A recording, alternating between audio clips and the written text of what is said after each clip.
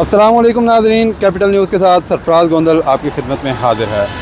नाज़रीन, हम आपको बताते चलें कि पीटीआई ने आज एहतजाज और रैलियों की कॉल दे रखी थी।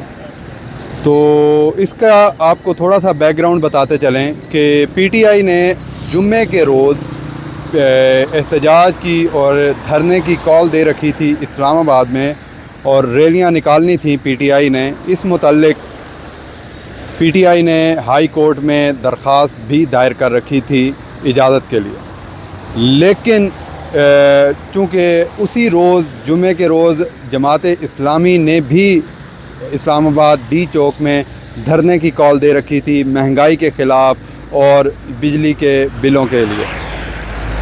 तो नाज़रीन, आपको बताते चलें कि पीटीआई का जो एहतजाज था, जो उनका अपने लीडर्स के लिए, या फिर जो उनके पिछले हफ्ते में उनके मरकज़ी दफ्तर में इस्लामाबाद में छापा मारा गया, दफ्तर को सील कर दिया गया, पीटीआई के जो वहाँ पर वर्कर्स मौजूद थे उनको गिरफ़्तार किया गया।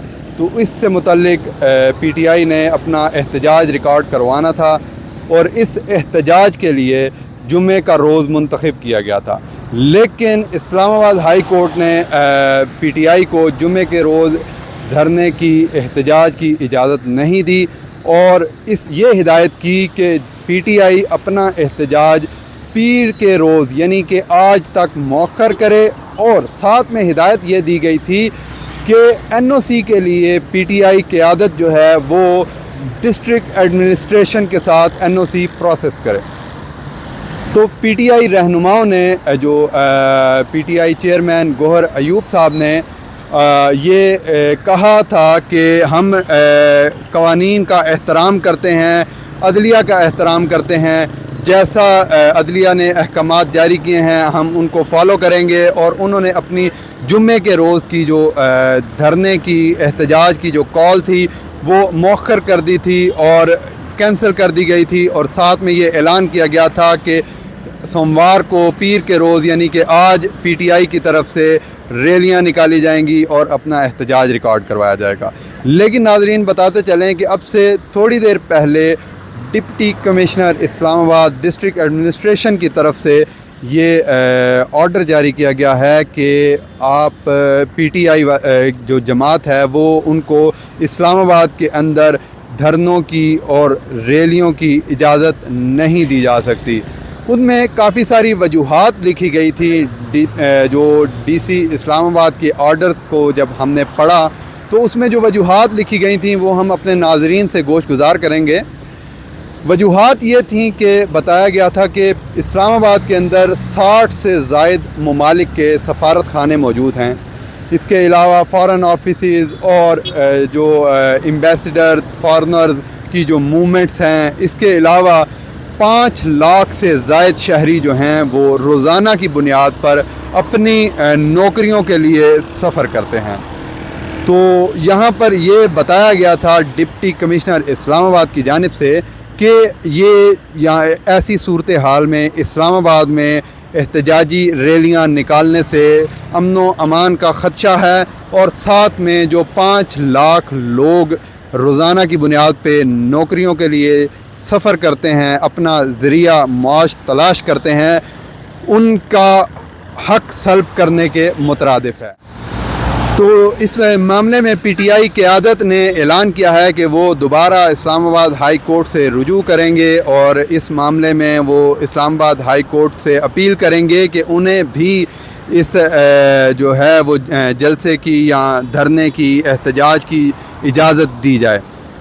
साथ में आपको बताते चलें कि तकरीबन एक हफ़्ते बाद 5 अगस्त को जो पीटीआई चेयरमैन बानी जो हैं इमरान ख़ान, उनको 1 साल हो जाएगा जेल में। तो उम्मीद ये की जा रही है, ज़राए बताते हैं कि पीटीआई ने 5 अगस्त को किसी बड़े जलसे की तैयारी कर रखी है और 5 अगस्त को ज़राए के मुताबिक पीटीआई बड़ा जलसा करने की ख्वाहां है।